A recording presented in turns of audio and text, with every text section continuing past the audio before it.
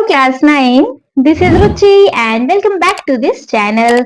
आज इस वीडियो में हम स्टार्ट करेंगे अपना एक्सरसाइज 6.1 और इस वीडियो में हम देखने वाले हैं एक्सरसाइज 6.1 का question number 1।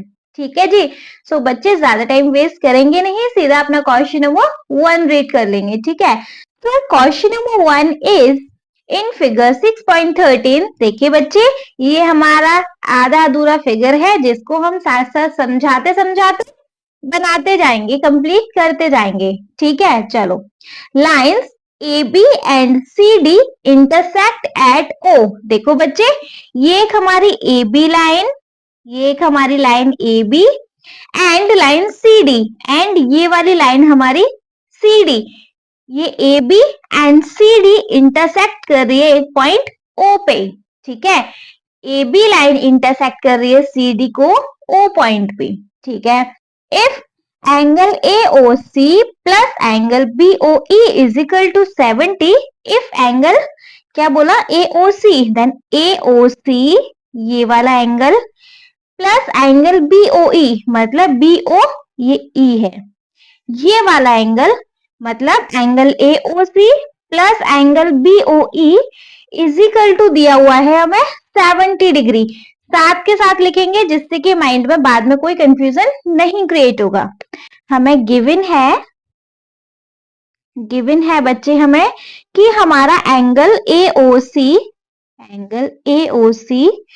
Plus angle BOE is equal to है हमारा 70 डिग्री। That is clear. चलो ठीक है, नेक्स्ट क्या, एंड एंगल BOD ये वाला एंगल हमें कितना दिया हुआ है 40 डिग्री, ये हमें दिया हुआ है ऑलरेडी 40, एंड हमें दिया हुआ है angle BOD is equal to है 40। कोई डाउट नहीं है इसमें भाई। ए बी लाइन इंटरसेक्ट कर रही है CD को O पॉइंट पे। ठीक है, एंड बोला इसने AOC और BOE मिला के एंगल इक्वल होता है 70 के, ये भी ठीक है। एंड बोला इसने एंगल BOD इक्वल है 40 के। ठीक है, यहां तक तो कोई डाउट नहीं है मैम, आगे समझाइए प्लीज। नेक्स्ट है फाइंड एंगल BOE। फाइंड करना है हमें एंगल BOE, हमें ये वाला एंगल फाइंड करना है। एंड हमें क्या फाइंड करना है, रिफ्लेक्स ऑफ एंगल COE। देखो बच्चे, COE ये वाला एंगल है, जब हम बोलते हैं रिफ्लेक्स तो अगर हमारा COE ये वाला एंगल है तो रिफ्लेक्स मतलब इस एंगल का उल्टा, मतलब कि पीछे से ये वाला एंगल फाइंड करना है, मतलब एक तरीके से ये पोर्शन भी फाइंड करना है। ठीक है, COE ये है तो इसका ये वाला पोर्शन फाइंड करना है। ढंग से दिखा दें, जो हमारा COE का रिफ्लेक्स पोर्शन कवर करेगा वो है भैया ये पूरा, है ना जी, जहां पे सारे एंगल आ जाएंगे एक COE को छोड़ के। ठीक है, कैसे करेंगे, इजी तरीका है। देखो COE का बता दूं, ये एंगल कौन सा फाइंड करना है, BOE, इसे तो हम फाइंड कर ही लेंगे। देखो COE को कैसे फाइंड कर सकते हैं भाई, या तो COE फाइंड कर लें, फिर 360 में से COE को माइनस कर देंगे तो हमें रिफ्लेक्स एंगल मिल जाएगा। कैसे मिल जाएगा मैम, 360 में से क्यों माइनस किया? बच्चे मैंने इंट्रोडक्शन वीडियो में क्या बताया था कि हमारा कंप्लीट एंगल, पूरा सर्कल वाला एंगल बनता है 360 डिग्री का, है ना। तो अगर हम 360 में से ये वाला पार्ट माइनस कर दें निकाल के तो हमें ये वाला पार्ट मिल जाएगा, है ना जी। कोई डाउट नहीं है। ऐसे नहीं निकालना चाहते तो ये एंगल, ये एंगल, ये एंगल और ये एंगल, सारे एंगल अलग अलग निकाल दो, सबको कर दो प्लस, तो वो हमारा क्या है, रिफ्लेक्स ऑफ COE, है ना जी। दोनों तरीके हैं। ठीक है मैम, समझ में आ गया हमें इतना। सॉल्यूशन समझाइए हम कैसे करें क्लियरली। देखो पहले यार लिख दो हमें क्या क्या फाइंड करना है, अदरवाइज हम भूल जाएंगे। हमें फाइंड करना है, हमें फाइंड करना है angle BOE and reflex angle COE, हमें ये फाइंड करना है। अच्छा, थोड़ा सा BOE, AOC, BOD ऐसे नहीं पढ़ेंगे, दिमाग में कंफ्यूजन होता रहेगा। क्या करें, हम इनको नेम दे दें, ये हो गया एंगल 1, ये हो गया एंगल 2, ये हो गया एंगल 3, ये हो गया एंगल 4 एंड ये वाला हो गया एंगल 5। अब हम ऐसे बात करेंगे एंगल 2, एंगल 3, ऐसे नहीं बोलेंगे COE, सीधा बोलेंगे एंगल 2। ऐसे नहीं बोलेंगे BOE, एंगल 3 बोलेंगे, ठीक है। अब दिमाग में क्यों इतना कंफ्यूजन क्रिएट करें, तो भाई इसके अकॉर्डिंग देख लेना। अब हमें गिवन किस तरीके से है, देखो AOC दिया हुआ है, AOC हमें एंगल 1 प्लस एंगल, ये कौन सा BOE, एंगल 1 प्लस 3 एंगल दिया हुआ है 70। ये ध्यान रखेंगे, अब एंगल के नंबर से ध्यान रखेंगे, है ना जी। कोई डाउट नहीं है ना, मैंने कुछ दिमाग में खिचड़ी तो नहीं पकाई ना, मैंने सिर्फ एंगल को नेम दे दिया। आपको नहीं चाहिए एंगल को नहीं नेम देने, भाई बिल्कुल मत देना, बस कंफ्यूजन मत क्रिएट करना। आप ऐसे नेम के साथ भी ऐसे एंगल्स को कर सकते हो, ठीक है। चलो एंगल BOD क्या, एंगल 4, एंगल 4 हमें दिया हुआ है 40, ठीक है। BOE फाइंड करना, मतलब हमें एंगल 3 फाइंड करना है, एंड रिफ्लेक्स फाइंड करना है एंगल 2 का। मैंने एंगल के नेम के अकॉर्डिंग बस अभी देख लिया, ठीक है। करेंगे कैसे, अब देखो करेंगे भाई अपना यहाँ सॉल्यूशन। कैसे करेंगे, तो देखो ये एक हमारा है AB लाइन, है ना, जिसको कि CD लाइन इंटरसेक्ट कर रही है। हाँ जी मैम बिल्कुल कर रही है।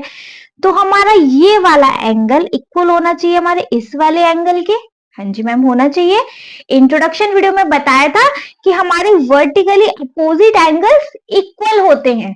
फर्स्ट टाइम इसी क्वेश्चन के साथ इस चैप्टर को स्टार्ट कर रहे हो तो प्लीज बच्चे आप इस चैप्टर का इंट्रोडक्शन वीडियो देख लो, बहुत आसान हो जाएगा ये चैप्टर समझना आपके लिए, ठीक है जी। चलो दैट मीन्स क्या कि अगर हम यहाँ पे देखें हमारा AB लाइन इंटरसेक्ट कर रही है CD को O पॉइंट पे, तो हमारा ये वाला एंगल इक्वल होगा हमारे इस वाले एंगल के। क्यों भाई, वर्टिकली अपोजिट एंगल, कोई डाउट नहीं है। तो बस सबसे पहले तो देखो यही लिख लेंगे, ये है एंगल 1 और ये है एंगल 4।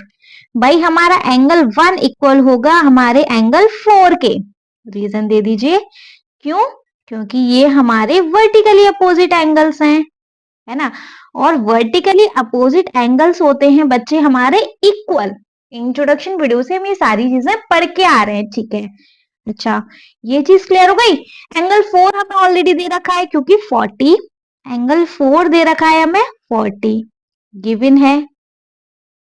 तो हम कह सकते हैं भाई एंगल 4 और एंगल 1 इक्वल ही है, तो हमारा एंगल 1 भी 40 होगा, कोई डाउट नहीं है ना। क्योंकि भाई एंगल 1 इक्वल है हमारे एंगल 4 के, तो अगर एंगल 4 40 है तो ये भी 40 होगा, है ना। चलो अब हमें क्या चाहिए, हमें फाइंड करना है एंगल BOE। BOE मतलब अब हमें फाइंड करना है एंगल 3, ठीक है। एंगल 3 फाइंड करना है, कैसे कर सकते हैं, देखो नाउ हमें गिवन है कि हमारा एंगल 1 प्लस एंगल 3 होता है 70 डिग्री। तो एंगल 1 अभी हमने निकाला 40 plus angle 3 is equal to 70। Angle 3 is equal to 70 minus 40 कर दो, एंगल 3 आ गया 30 डिग्री। क्लियर। अब देखो, देखिए बच्चे एंगल 3 हमें मिल गया, एंगल 1 हमने निकाल ही लिया था। AD लाइन पे भी ये तीनों एंगल बन रहे हैं एक स्ट्रेट लाइन पे। जब एंगल्स बनते हैं तो उनका सम बच्चे क्या होता है 180 डिग्री। क्यों, क्योंकि ये लीनियर पेयर बना रहे हैं और लीनियर पेयर का सम होता है 180 डिग्री। जब स्ट्रेट लाइन पे एंगल्स बनते हैं तो इनका सम होता है बच्चे 180 डिग्री। तो इन तीनों एंगल्स का सम क्या होना चाहिए 180 डिग्री, है ना। तो हम लिखेंगे नाउ हमारा angle 1 plus angle 2 plus angle 3 है 180 degree.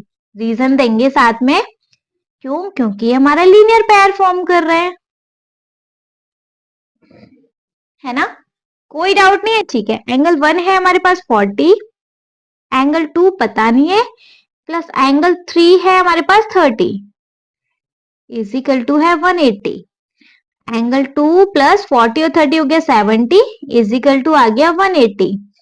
Angle 2 is equal to 180 minus 70, angle 2 आ गया हमारे पास 110।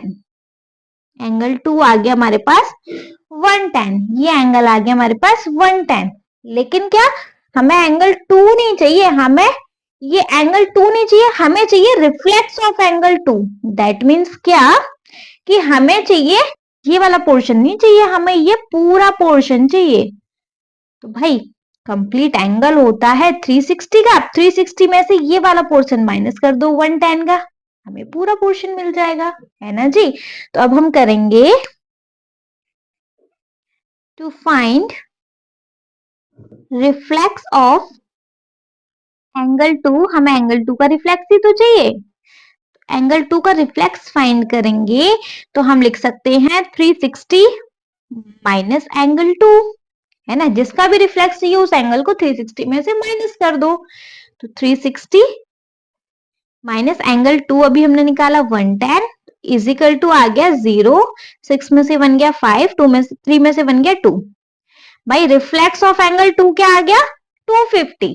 ठीक है, ये मिल गया हमें। और हमें क्या निकालना था भाई, क्वेश्चन में हमसे और क्या पूछा था, हमें एंगल 3 निकालना है। एंगल 3 अभी हमने निकाल दिया। ठीक है, क्लियर है। बस इस क्वेश्चन में बस इतना ही था, बहुत इजी क्वेश्चन है, टफ क्वेश्चन नहीं है। आई होप ये क्वेश्चन आपको अच्छे से क्लियर हो गया होगा। स्टिल अगर कोई डाउट होता है देन प्लीज आप मुझे कमेंट सेक्शन में कमेंट करके पूछ लेना, कोई डाउट नहीं है। आप इस वीडियो को एक लाइक कर दीजिएगा, चैनल को सब्सक्राइब तो जरूर ही करेंगे, और आपके जिन फ्रेंड्स के लिए ये वीडियो हेल्पफुल है फटाफट से उनको इस वीडियो को उठाएंगे और शेयर कर देंगे। Okay, thank you so much.